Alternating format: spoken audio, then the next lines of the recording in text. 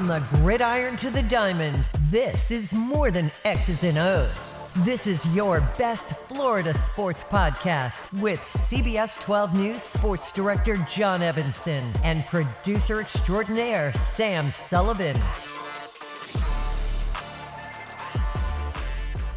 And a special edition of episode 6 of the best Florida sports podcast. It's not every edition is special. It sounds a little different. We're not just a tag team anymore. Now we're the Three Musketeers. Yeah, three amigos, baby. Max Shepman joining us. We're bringing you that episode 4 vibe and episode 5 vibe, kind of all mixed into one. Do you remember what we with talked Max about in episode 4? Oh, I live day by day, my man.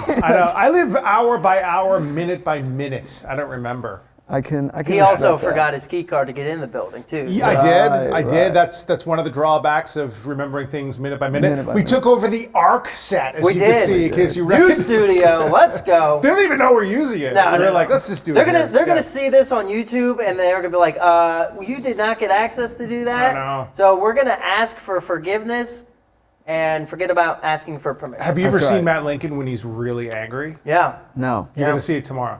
I am. Yeah, will. He's going to confront you. Anyway, hey, what did you think of the trade? So, usually we talk mostly Dolphins on a game week here, but my gosh, Monday Night Football and then Trade Central on Tuesday, starting with Davante Adams. What did you think of that trade? I think everybody in their right mind who didn't think that was going to happen was insane. It's the perfect fit. Absolutely. Wasn't he just hanging out at the facility with literally Aaron the Rodgers? trade happened, and I think Diana Rossini tweeted out 15 minutes later yo, Davante Adams in the building. I was like, how do we know he wasn't in the suite during the Monday Night Football game? Meeting with General Manager Aaron Rodgers, right? Oh yeah. There's no question. Aaron Rodgers for sure runs that team, right?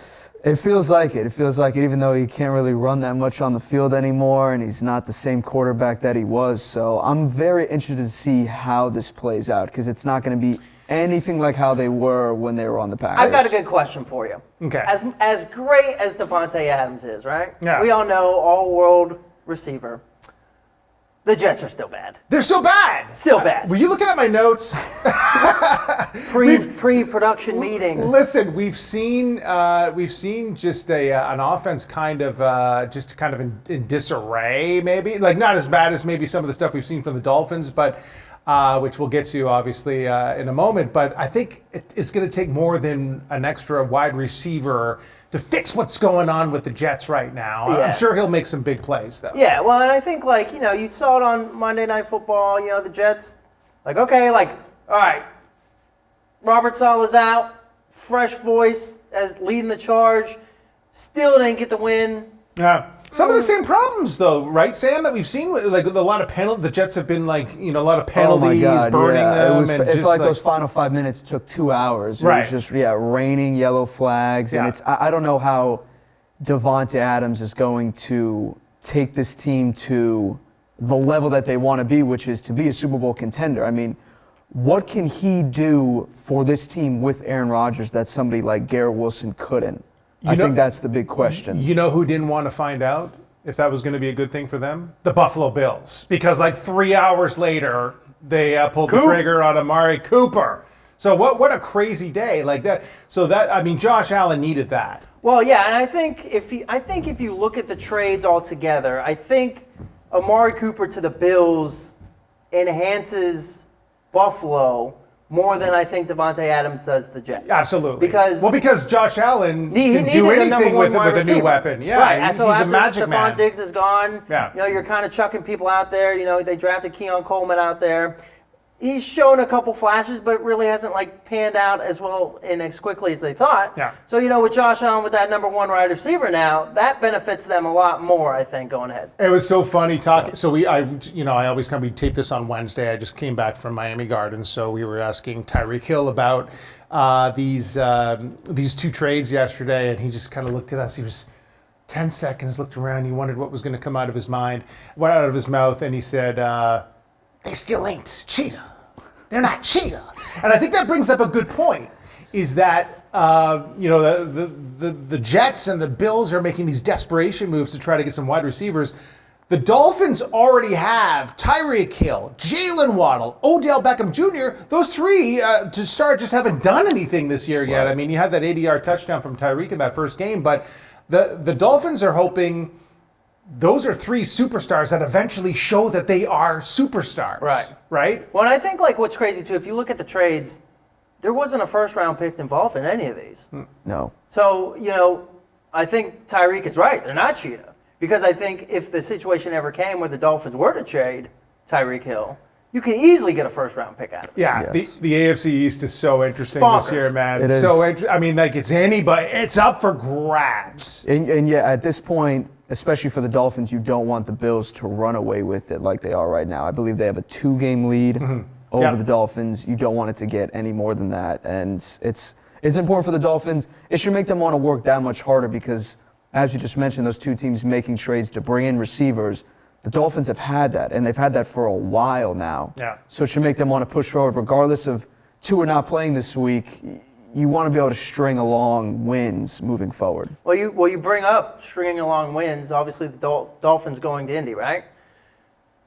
It's got to be a must-win for them. It's as close to a must-win. I think I described it in my package. As close to a must-win as you can get this time of year without actually being a must-win. But I think you're right. I mean, they have to be 3-3 and be happy with 3-3, knowing that Tua Tagovailoa is hopefully coming back in Week 8 against the Cardinals. Right, Max? Yeah, absolutely. And I think, like you said, if they want to try to stay competitive in the division, at least have a I don't want to say head start, but semi-solid footing on a record when Tua gets back. I think you have to beat the Colts. I mean, you're either 3-3 or you're 2-4. Right. It's massive. You really wouldn't think one game would make a difference. Yeah. But I feel like them heading to Indy, if they lose this game, it's kind of like, okay, that's a lot of ground to make up to not only try to in the AFC East, but the AFC in general.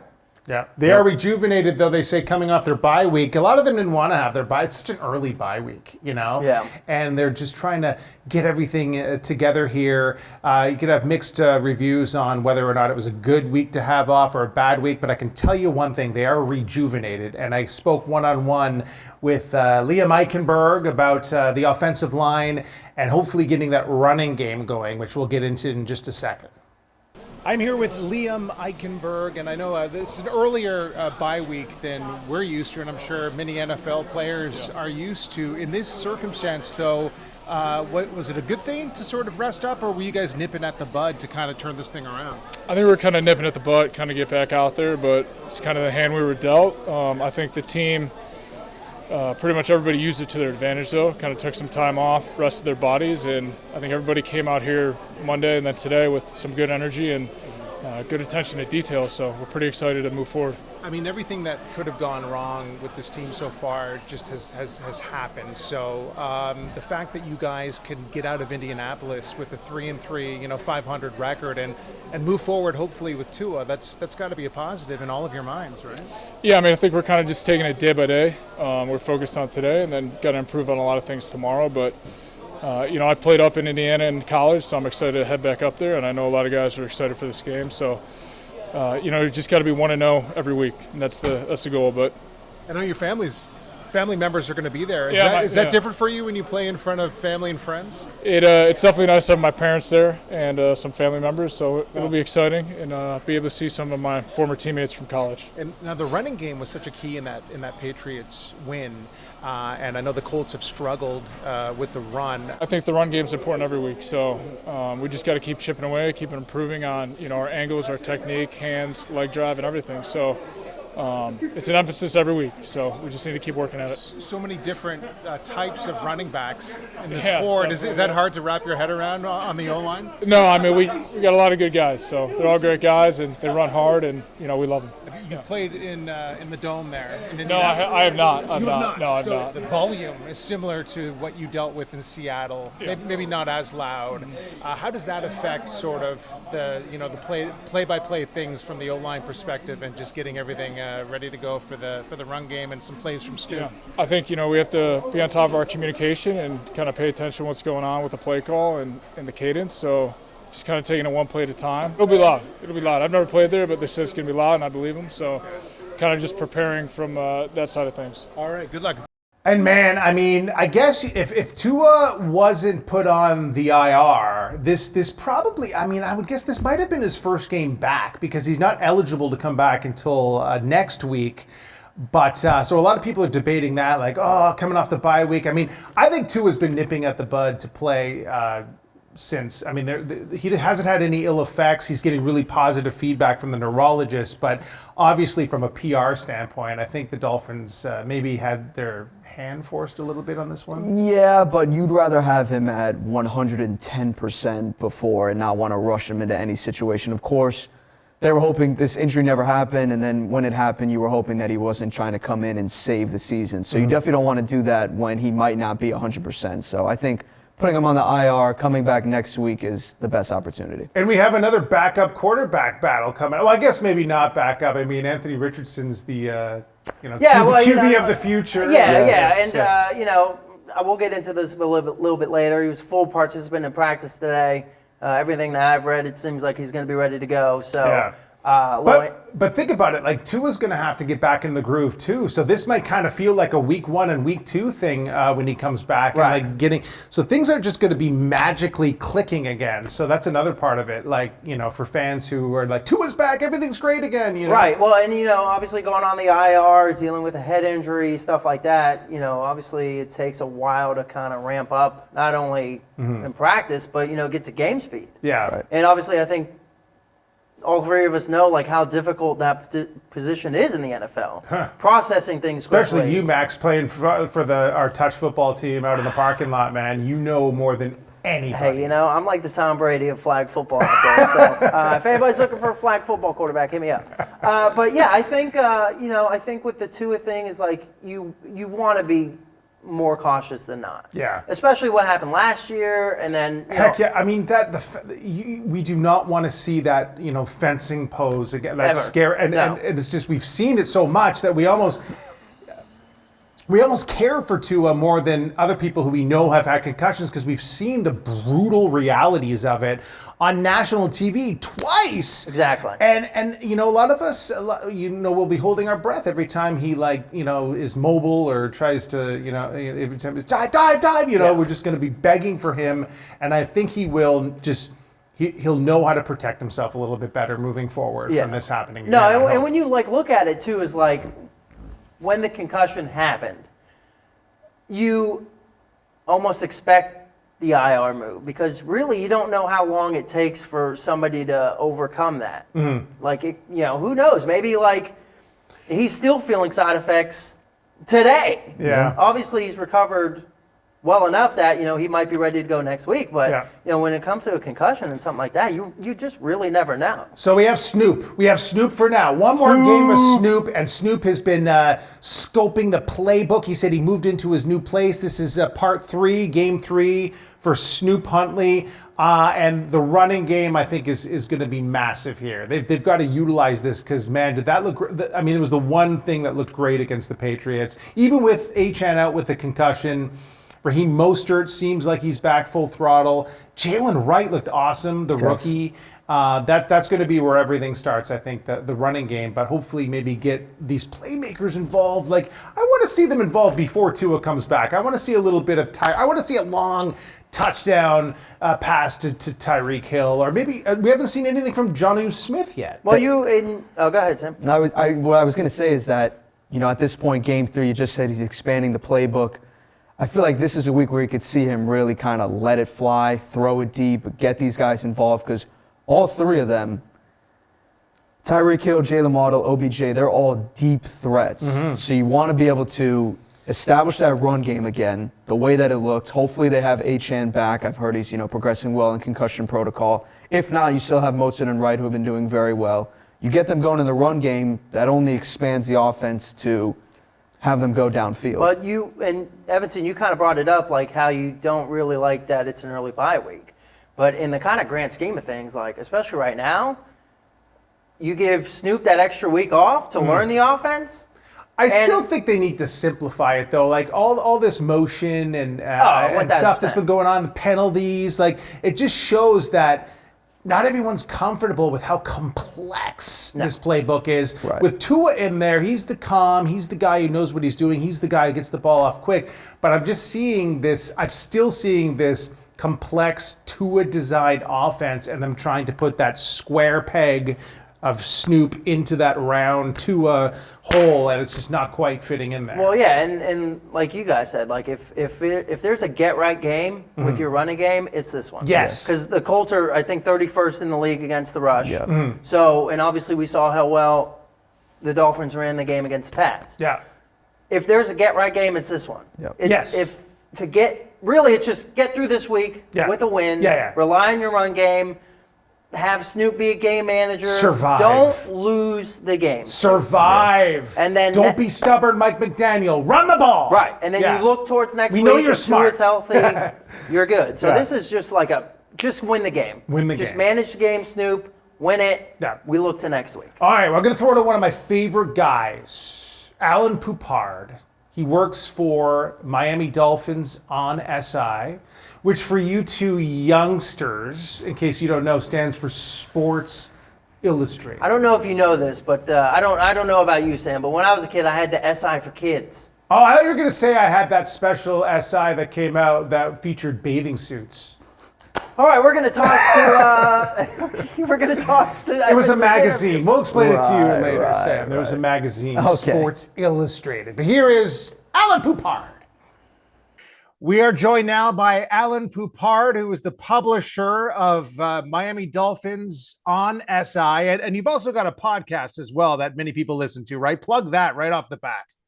Absolutely, I can do that. It's the All Dolphins podcast. We go about every single solitary day during the regular season and pretty regularly in the offseason as well. So check it out on It YouTube. is a great listen, and I've never seen you. It makes me so happy. I've never seen you without your Montreal Expos chapeau.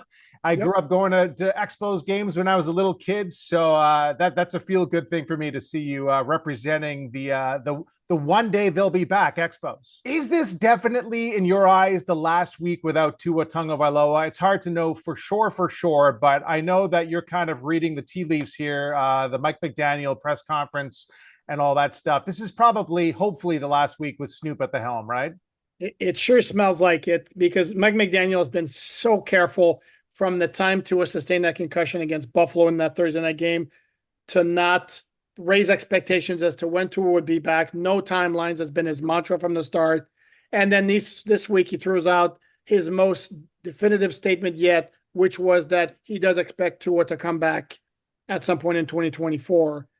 And again, you combine that with all of the signs, all the reports all the feedback the Dolphins have gotten from Tua has been positive. The dude accompanied the team on the trips to Seattle and New England, which you wouldn't be doing if there were complications with the concussion recovery. So, yeah, I do expect that Tua will be in the lineup week 8 against the Arizona Cardinals. So I want to eventually get to this Colts game, but just to ask you right now, are Dolphin fans a little naive to think that when Tua comes back, everything will just be magically fixed here, and Waddle and Tyreek Hill are going to start making big plays, or is it going to be it won't be as easy as that? I wouldn't think it's going to be as easy as that, but hey, this is what fans do, right? And there's nothing wrong with it. Likely, it's not going to be as much of a struggle offensively to get the passing game going as it has been with Skylar Thompson and Tyler Huntley. Now, the big question is, and this was a question even before Tua got hurt, is can they get back to the level that they had achieved, say, through November of last year? Because even with Tua in the lineup, it started going downhill a little bit in December and then the playoffs. And then this year, the opener against Jacksonville was no work of art. There were the 2 long plays, one to Tyreek, one to Waddle, but it's still a bit of a struggle. And the Thursday night game against Buffalo before he was injured, that was butt ugly. So it's going to it's going to be better than what it is now. How good can it be? That's a fair question, and it's certainly fair for fans to have high expectations that it can be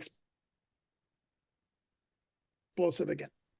Well, we've talked about it ad nausea for the past few weeks, just how crazy it is that this offense was so specifically built for Tua Tagovailoa.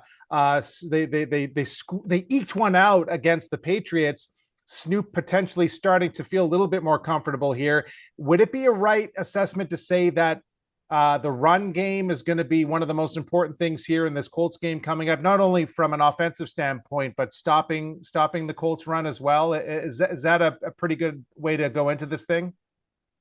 Yeah, and the reality is that Tyler Huntley, while he's a serviceable backup, is not a passing specialist, not a passer. His game is the short completions and his mobility, scramble, picking up yardage like this. And the Dolphins also are going against a team which, and I just looked this up not that long ago, they're 31st in the NFL against the run. And their first 2 games of the season, they gave up more than 200 yards on the ground. It was against Houston, I want to say, in the opener, and then Green Bay in the second game, when they knew the Packers were going to run because they didn't have Jordan Love. So it's set up for the Dolphins to be able to have some success running the ball in this game. And if they don't, then there's problems because, again, Tyler Huntley is not going to pass for 350 yards. That's just not really realistic. Of course, I say that and watch him throw for 420. But logically, and then on the flip side, now it becomes a whole different conversation because Jonathan Taylor missed the game last Sunday against the Tennessee Titans. I want to say he might have missed the previous game, or he was injured the previous game. He's got a high ankle sprain, so he has to be a question mark for this game.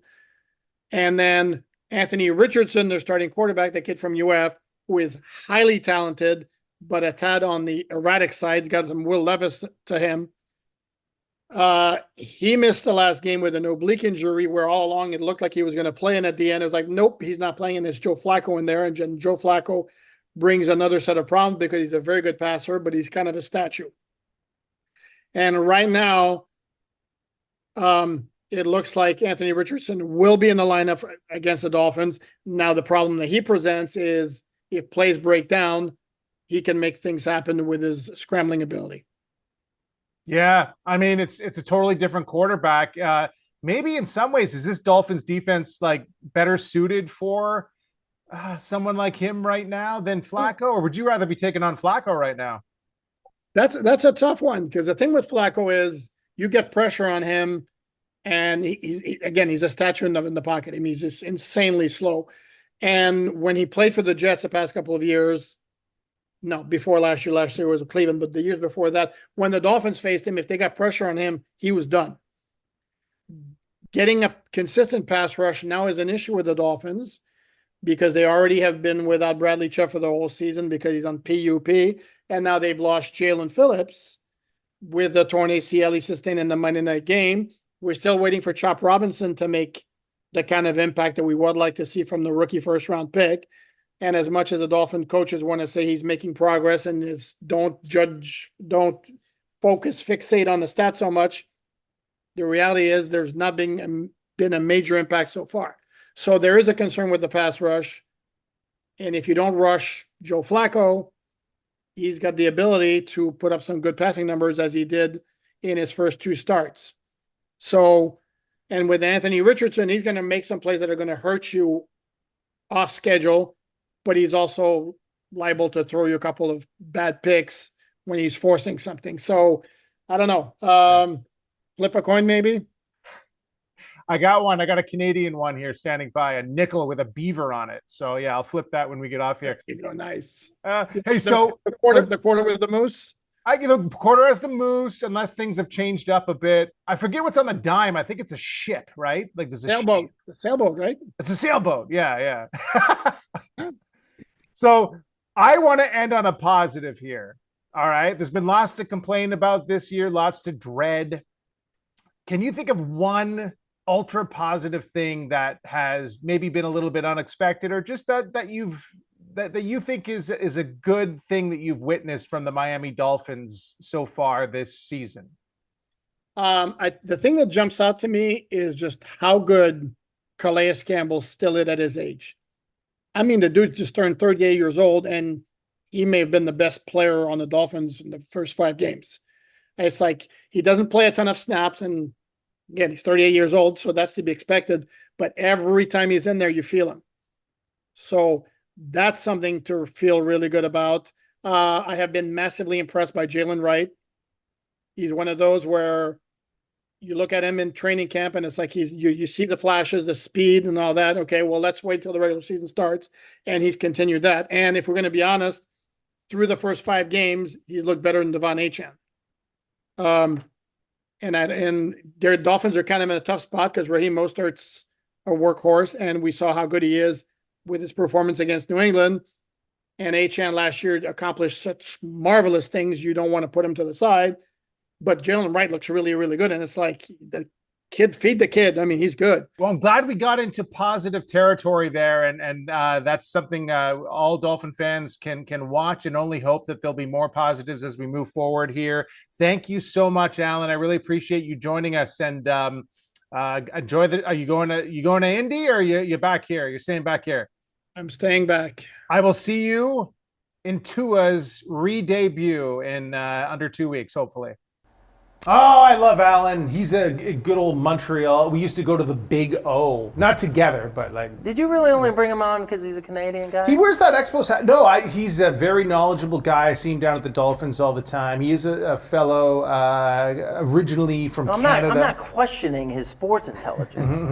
I'm just saying you scoped out your fellow Canadian. I guess as I was going through the Rolodex of who I could have brought on, that him with that Expos cap just sort of flashed preference into my thing. head. Preference And, thing. Feel good. Yeah, Felt feel like good. home. He's feel good guy. I've been meaning to have him on, so finally we got to do it. Well, mission accomplished. And so let's get into the Colts a little bit. I mean, do you think it's an advantage or disadvantage for the Dolphins defense that they're throwing Anthony Richardson in there as opposed? Joe Flacco's had the hot hand, but 2 very different quarterbacks, right? Well, like Alan said in the interview, they're with Joe Flacco. If you get pressure on him, that's it. No. He's not running around.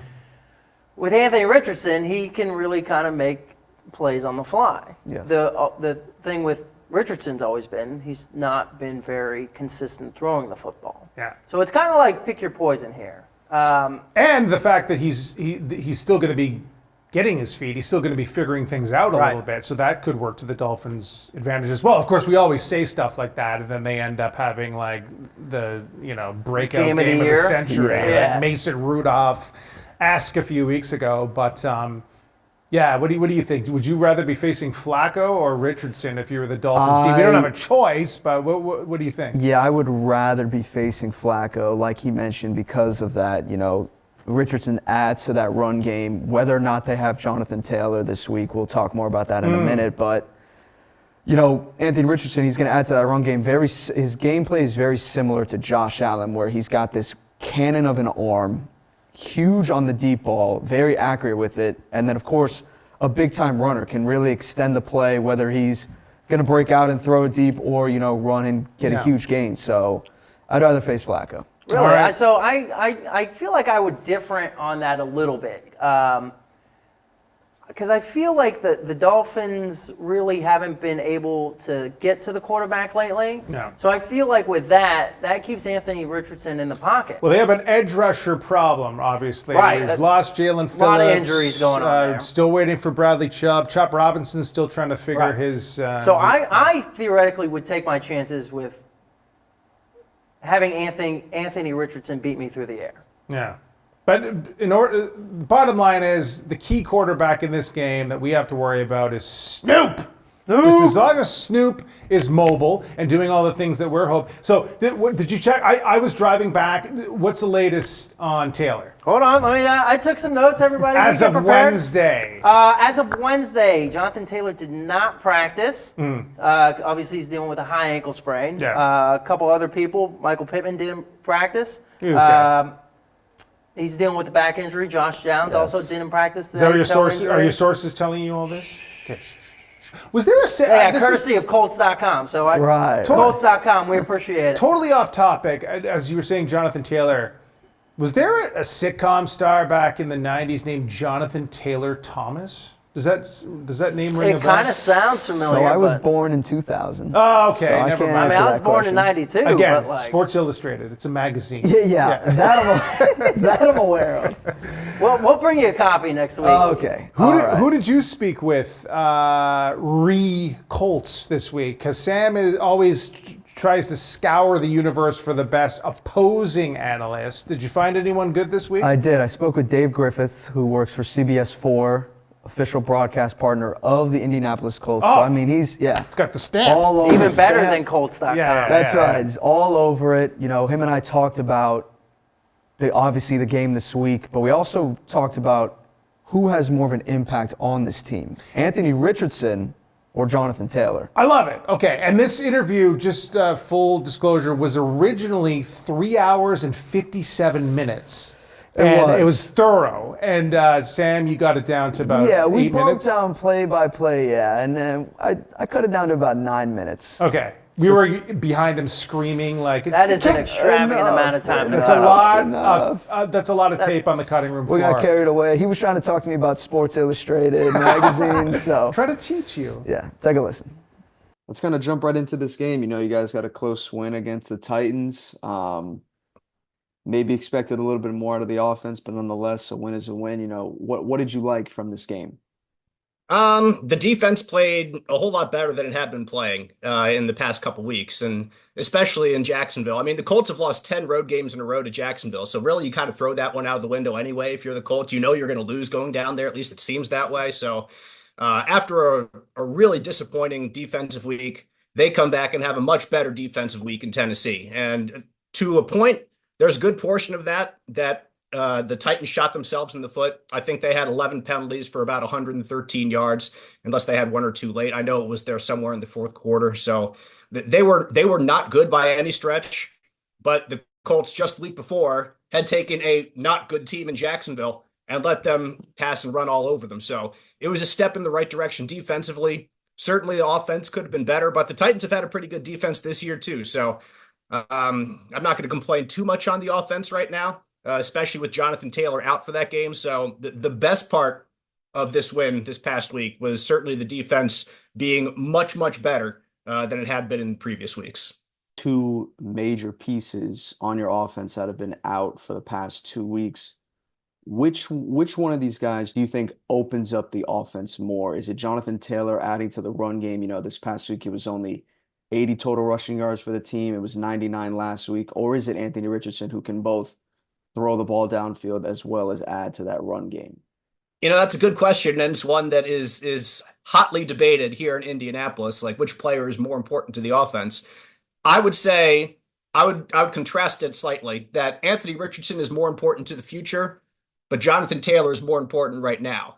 And part of that is because you have Joe Flacco, who is more than a serviceable backup. He is one of the best backup quarterbacks in the league. Led the Browns to the playoffs when he came in last year and has stepped up quite well here in Indianapolis. He's not tremendous, I don't think. There's a group of people that wants to coronate him the starter and let him go on. That just hasn't been the case. He's been inconsistent at best leading the offense, even though it has been productive at times. So not enough to supplant Anthony Richardson. But the difference with Taylor is Taylor's one of the most dynamic backs in the league. And if you lose him, you go down to a duo of Trey Sermon and Tyler Goodson, who are fine NFL players, but they're not starters. And they're not top 5 running back caliber players either. So the drop-off from Taylor to the backups is much more significant than the drop-off from Anthony Richardson to Joe Flacco. The Colts want to be able to be more of a consistent offense. And if Taylor is in the game, he could add more consistency to the offense and allow Joe Flacco or Anthony Richardson, whoever the quarterback is, to be able to string some more drives together instead of relying on some of those deep balls, whether it's Alec Pierce or Michael Pittman, who's down the field and feel like you need a big play in order to have a big scoring drive and not be forced to all the time drive 10, 12 plays down the field before you score. So that's why I picked Taylor. Although Richardson, like I said, is more important to the future of this franchise, being out there as soon as he possibly can and getting some reps.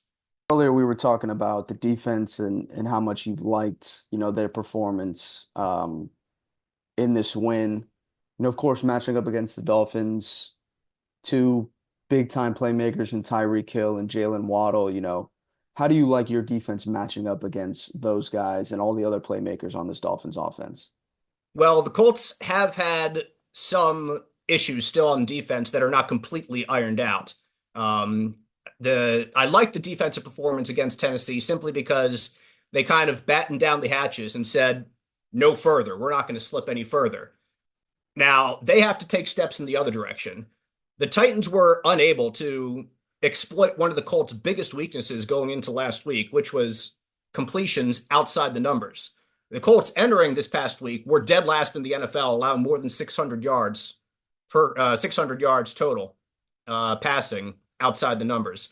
And although they tried to get Calvin Ridley involved and they tried to get DeAndre Hopkins involved, they couldn't. And you can certainly put some blame on Will Levis for that too. But the Colts, just because they got past the Titans and did better defensively, doesn't mean that I'm all in on this defense yet, or anybody here in Indy is all in on this defense. So they still have a lot to prove. And if they can manage against the competition that the Dolphins bring with Tyreek, with Waddle, then that would be a major step in the right direction. I don't care who's throwing the ball. Like there's those guys are some of the best, one of the best duos in the league, just in terms of their dynamic play and being able to turn short gains into long gains. So, and to help, the Colts need to get after the quarterback. I mean, they haven't had a sack in 2 games. And it was supposed to be one of the strengths of their defense this year. And to be fair, they've been ravaged on the defensive line by injuries. DeForest Buckner has been out on injured reserve with a high ankle sprain. Kwity Paye's been out. He did return last week. But their leading sack man from a year ago, Samson Ebukam, is on injured reserve since the start of the season. He's probably going to miss the whole year. So they have been down some of their biggest playmakers. But we haven't seen their first-round pick Latu step up in a significant way yet. He's been on the field a fair amount with all the injuries. But the Colts are just not getting after the quarterback very well. And that has allowed teams to pick them apart, save the Titans last week. So, I mean, look at what Trevor Lawrence did to them 2 weeks ago, and that's a good example of what can happen when you have a good quarterback and even decent outside weapons to go against this Colts defense. So I will be very interested to see how they stack up against Tyreek and against Waddle. And if they're not better than they have been in the past, then it could be a long day for the Colts defense. Talked about, the good and the bad when it comes to this Colts team. What is your score prediction for this game, this matchup against the Dolphins this Sunday? It's a good question, isn't it? This is the one game the Colts have at home in a 5-game stretch. And as much as it's been up and down with the team so far this year, I think they're exactly where most people thought they would be after 6 weeks. They're 3-3. They lost to the Texans, they lost to the Packers, and then they lost to the Jaguars on the road, which they always do. They beat the Bears with a rookie quarterback. They beat the Steelers, which is looking like a fine win now, since they're 4-2. But Justin Fields didn't do anything in that game to impress me. And then last week they beat the Titans. I think if they play like they did last week against the Titans, I don't know if they can beat the Dolphins. But I'd say it is early in the week, but I would not be surprised either way how this game goes. I'm trying to talk myself into one way or the other. I think I would probably lean toward the Colts in this game, and I do think that Anthony Richardson will be back in this game. I think that'll give him a bit of a shot in the arm. I don't know about Jonathan Taylor yet. That's, I think, a little bit more up in the air than Richardson is. But I'll take the Colts in a low-ish scoring game. I think something along the lines of 20-24 or something like that is probably a fair prediction right now. And I know the Dolphins have struggled to score points this year, but the Colts defense has also struggled to stop some people, like I mentioned earlier, some more dynamic players on the outside. So if there's a week that the Dolphins can break out of their offensive funk, it might be this one against a Colts defense that has struggled in ways that the Dolphins match up well. So that's what gives me pause in this game is the Dolphins' weapons against the Colts secondary that has been more bad than good this year, I would say, although they have had certainly good moments. They had one guy who was an AFC Defensive Player of the Week for 2 interceptions in 1 week, but But if there is an area that the Dolphins can exploit, they can do it with their best players on the field, and that's what you want in the NFL. You want the matchups to favor you, and maybe the Dolphins have that in their favor. So should be a good one. All right, and I think all of us, me and you specifically, we like to throw a couple bucks on these football games. Never. Can't confirm that. It's kind of up and down. Anyways. NFL's tough, though. It's hard to predict. Because you just never know. Yeah, it really is hard to predict. One bounce one way, one bounce the other. Also, maybe a ref screws up a call. You never know. Yeah. Any given Sunday, that's what they say. That's it. But it does make it fun. Just for the gamblers out there, we like to have a little action. Yeah. Hard Rock app has the Colts as a 3-point favorite, and the over-under is 43.5. 43.5. That seems high. Remember you said 24. For the Patriots you were like game, 3 points close. You were laughing your head 3 points off. Yeah, 3 points off. That does seem high. I feel like any home team always gets like the 3 points, and obviously they're not very confident in Snoop. The Hard Rock app is, at least. Yes. So, but I do feel like, what did I say, 43 and a half? Yeah, the more I think about it, Snoop is going to be more comfortable, and I picture him being just showing off his mobility way more in this game. We saw a successful running game from the Dolphins against the Patriots. Hopefully, 2 more weeks to prepare makes for a couple more scores, and I can see Anthony Richardson putting up some points too. So that sounds about right. When I think again, like we talked about it, I think the keys of what Colts players are playing. Is Jonathan Taylor going to be in this game? Not really sure. Yeah. Is Michael Pittman going to be full go? Not really sure. That would make or break anybody's fantasy team right there. Right. Those guys. So if all players mentioned play, you could see a high-scoring affair on offense. Sure. Yes. Yeah. I might actually, after all that, you've convinced me. I'm taking the over. Yeah. If I had to give my score I'm prediction, doing a Post Malone bet on that. Put this man on the Hard Rock commercials. How much does Post Malone put on that? The face I think it was like I don't know, like $8,000. He wins like $168,000. He looks at the camera like, woo! He's not even a Florida native. That's the thing that throws me off. It's like you want to get all Florida. He is a citizen that. of the world. Are we all? If I had to give my score prediction, I would say that it's going to be just over that 43.5. I'd have to go probably. It's going to be a weird one. It's going to be 25-23. Oh, we're doing like a scoregami? They're going to try and go for 2 to make it more than a field goal, and it's not going to work. Dolphins win. Of course, Dolphins win. I really feel like they're going to win too. But one factor that we haven't talked about yet we saw what happened in Seattle with how loud it was in there. 12th man. The Dolphins were surprisingly affected by that, way more than I thought they were going to be. You got Snoop still working through things, trying to figure out this offense.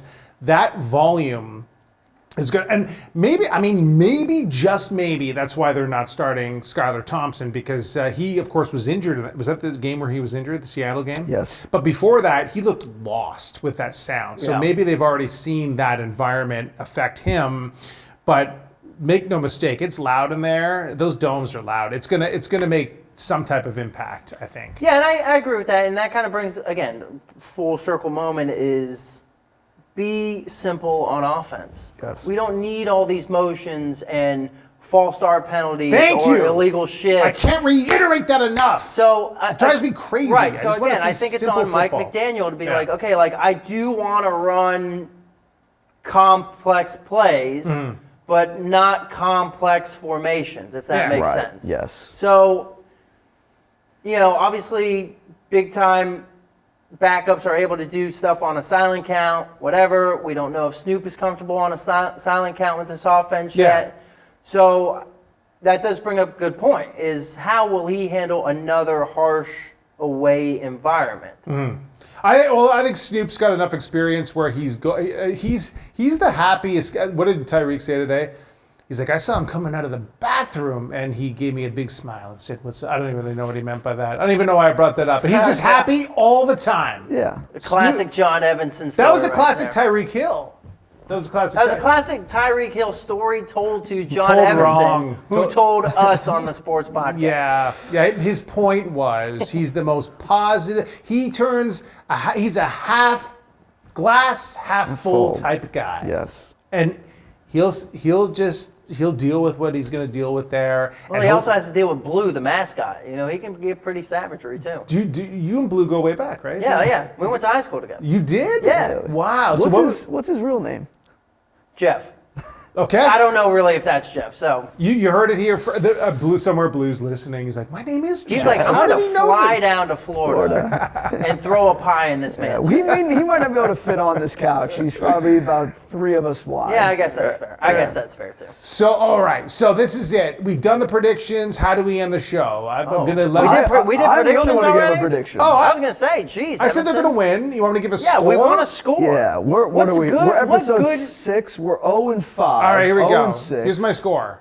My score. You're not going to believe this score. Oh, boy. Okay. It's going to be. He's betting under It's going 24 to be again, isn't 28 Dolphins, 22 Colts. Okay. he? Wow. 28 to 22. Okay.